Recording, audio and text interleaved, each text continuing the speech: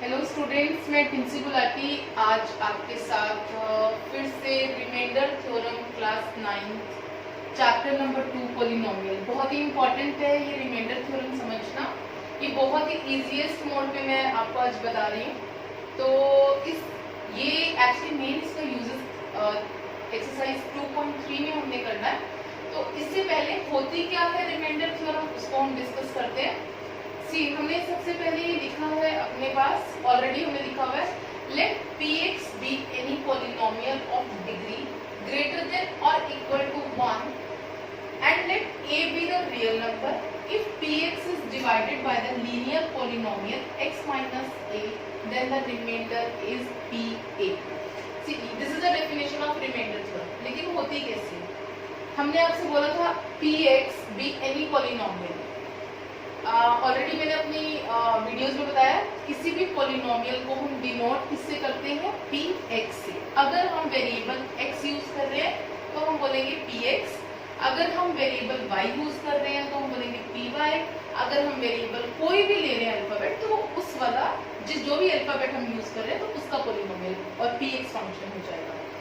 तो हमने कहा यहाँ हमने कोई भी एज्यूम कर रहे हैं, तो हमने बोला px जो एक पॉलिनोमियल है उसकी डिग्री या तो ग्रेटर देन 1 हो या इक्वल टू 1 एंड एक a हमने रियल नंबर लिया है। ठीक है, पहली तो ये चीज। उसके बाद हमने इस px को, इस वाले पॉलिनोमियल जो भी हमने पॉलिनोमियल लिया है उसको डिवाइड करना है लीनियर पॉलिनोमियल x माइनस 1 से।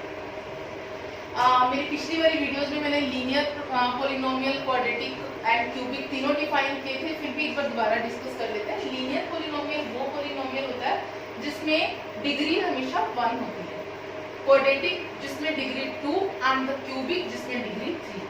अब हमने कहा एक इस वाले पॉलिनोमियल को जिसकी डिग्री ग्रेटर देन और इक्वल टू 1 है उसको हमने डिवाइड किया अगर x माइनस a से, तो हमारे पास डिवाइड करने के बाद जो भी रिमाइंडर आता है वो a के इक्वल आता है, pa के इक्वल। अब इस चीज को समझना, देखिए लीनियर जो पॉलिनोमियल मैंने यूज किया x माइनस 1, x की डिग्री 1 है। ठीक है, अब हमने कहा अगर हमने इस px को डिवाइड करा किसी लीनियर पॉलिनोमियल से, तो जब डिवाइड करने के बाद हमारा रिमाइंडर लास्ट स्टेप आता है, that is equal to p। अब आप सब जानते हैं, ऑलरेडी हम बचपन से पढ़ते आ रहे हैं, जो ये डिवीजन रूल, जो डिवीजन थ्योरम है वो क्या होती है, dividend is equal to divisor into quotient plus remainder. यही पढ़ा हमने, और छोटी क्लासेस में तो हमने इसका प्रूफ भी किया है, जिसमें हम डिविडेंड जो होता था उसको डिवाइजर और कोशेंट के साथ मल्टीप्लाई करके और रिमाइंडर के साथ ऐड करके तो हम चेक करते थे डिविडेंड, और ये लेफ्ट हैंड साइड की वैल्यू राइट हैंड साइड के इक्वल आई है, और हम प्रूव करते थे छोटी क्लासेस में। अब मैंने जो चीज मैंने इस एक पूरी थ्योरम के थ्रू लिखी थी वो मैं एक्सप्लेन कर रही हूँ कुछ एग्जांपल्स के साथ। मैंने कहा जो भी मेरा px यानी कि जिसको मैंने पॉलिनोमियल फंक्शन लिया, उसको अगर मैंने कोई भी पॉलिनोमियल फंक्शन लिया उसको मैंने x माइनस a के साथ डिवाइड किया, तो ये qx क्या है, qx मेरा कोशेंट। उनको डिवाइड करने के बाद जो भी आंसर आता है this is my quotient. x इसलिए लिया क्योंकि मैंने वेरिएबल x यूज किया है। अब अगर मैंने किसी भी पॉलिनोमियल फंक्शन को x माइनस a से डिवाइड किया तो मेरा रिमाइंडर क्या आता है, वो pa के इक्वल आता है। अब आप यहाँ से ध्यान से समझिए, ये क्या था जो मैंने क्या कहा, x माइनस a था, यानी जो भी मेरा डिवाइजर था उससे उसको मैंने 0 के इक्वल पुट किया, तो यहाँ से ये क्या आ गया, माइनस वाला साइन प्लस में कन्वर्ट हो गया। इसीलिए मैंने कहा ये जो px है वो pa के इक्वल हो जाएगा।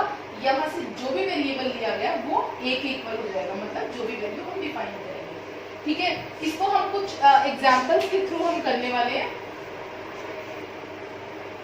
तो अभी हमने ये देखा कि जो x माइनस 1 से हमने किसी भी पॉलिनोमियल को डिवाइड किया, we get quotient and remainder, है ना। अब हम इसी चीज को प्रूव करते हैं। हम इस फॉर्मूले में इस वैल्यू को पुट करते हैं और देखते हैं वो pa के इक्वल कैसे आता है। हमारे पास क्या है डिवाइजर, यहाँ पर डिविडेंड क्या है, which is equal to px। हमारे पास डिवाइजर क्या है, x माइनस a। कोशेंट क्या है हमारे पास, qx। रिमाइंडर क्या है, r। ठीक है। अब हम कहते हैं, हमारी जो थ्योरम कहती है कि हम अगर px को x माइनस a से डिवाइड करते हैं तो हमारे पास रिमाइंडर जो है वो a के इक्वल आता है।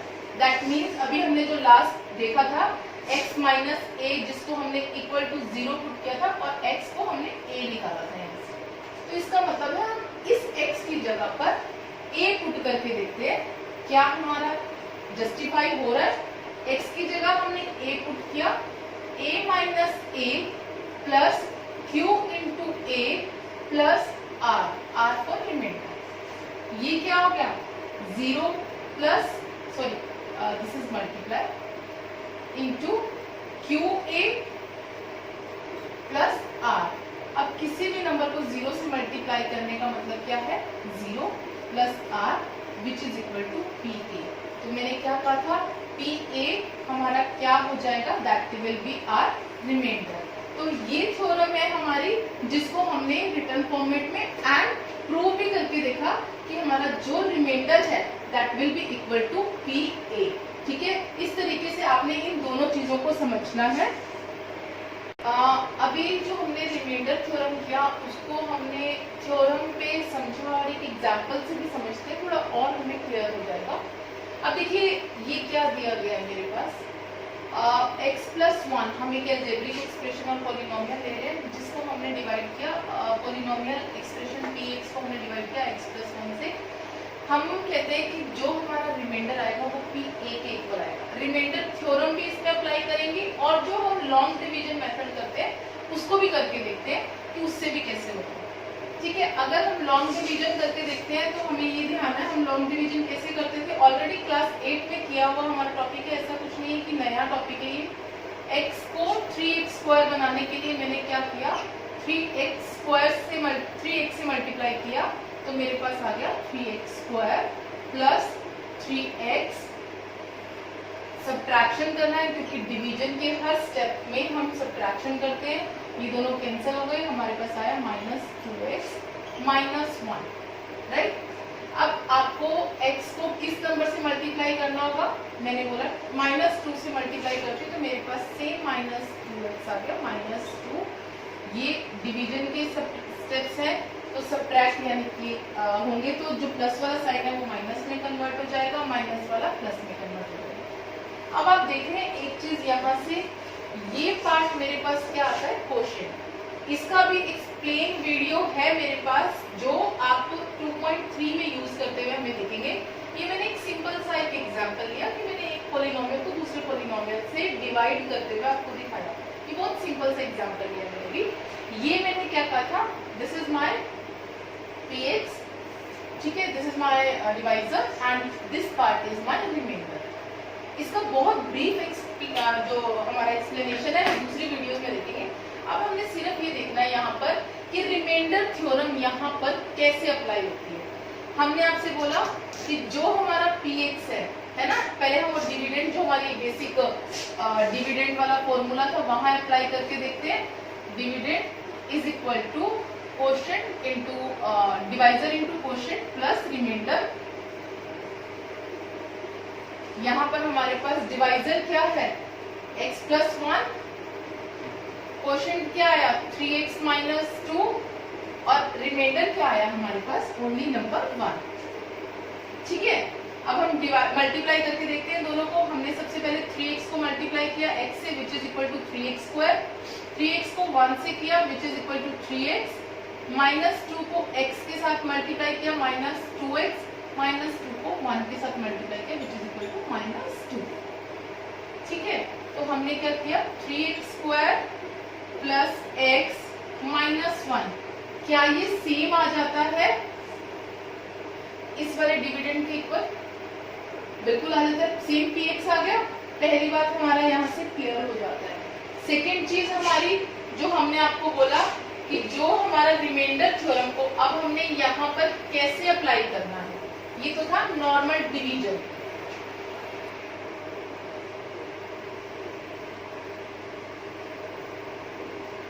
हाँ जी, अब इसको हमने लॉन्ग डिवीजन से तो समझा किस तरीके से हमने डिवाइड किया। हमने डिविडेंड वाले जो डिवीजन के जो फॉर्मूला था उसके साथ हमने वेरीफाई भी करके देख लिया कि हमारा आंसर देखना है इसको रिमाइंडर थ्योरम से हमने किस तरीके से प्रूव करना है। हमारे पास जो डिवाइजर था वो क्या था, x+1। हमने कहा था हमारा जो डिवाइजर है अगर हम इसको 0 के इक्वल करते हैं तो हमारे पास यहाँ से x की वैल्यू आ जाती है। जो आपने सेकेंड एक्सरसाइज में सब में ही सेम प्रोसीजर अप्लाई किया था। अब हमारे पास यहाँ पर -1 आ गई वैल्यू। दैट मीन्स हमने इस px पे माइनस इस x की वैल्यू आई है हमारे पास, -1 रख के देखना है। -1 रख के देखा, हमने क्या कहा, ये -1² प्लस x की जगह पर सिर्फ मैं -1 रख रही हूँ। मैंने क्या कहा था, अगर आपके पास बेस नेगेटिव है, पावर इवन है, तो हमारा आंसर क्या आता है, पॉजिटिव में आता है। 3 × 1 = 1 प्लस -1 -1। ये प्लस और माइनस जब ओपन होंगे विच इज इक्वल टू -1, 3 - 1 -1, 3 - 2। आप देखते हैं आपके पास रिमाइंडर 1 आ रहा है। और अगर आप उस क्वेश्चन में भी देखते हैं आपके पास रिमाइंडर क्या आ रहा था, 1 आ रहा था। तो इसमें इस तरीके से हमने रिमाइंडर थ्योरम आपकी पूरी 2.3 में यूज करनी है, जिससे हमें क्या प्रूव होगा कि हमारी जो लॉन्ग डिवीजन वाली कैलकुलेशन है वो थोड़ी सी इजी हो जाएंगी, जिसको हमें नहीं करना पड़ेगा। तो हम रिमाइंडर थ्योरम ही अप्लाई करेंगे 2.3 में। जब आप 2.3 के और क्वेश्चंस करेंगे और कंसेप्ट्स क्लियर हो जाएंगे। इस वीडियो के थ्रू मैंने सिर्फ रिमाइंडर थ्योरम को ही डिस्कस किया है। तो 2.3 की वीडियो को देखने के लिए आपको मेरा दूसरी वाली वीडियो को ही फॉलो करना पड़ेगा। और उससे पहले थैंक यू, आप लोग हमें इतना जो सब्सक्राइब कर रहे हैं, इतना लाइक कर रहे हैं, उसके लिए बहुत बहुत धन्यवाद।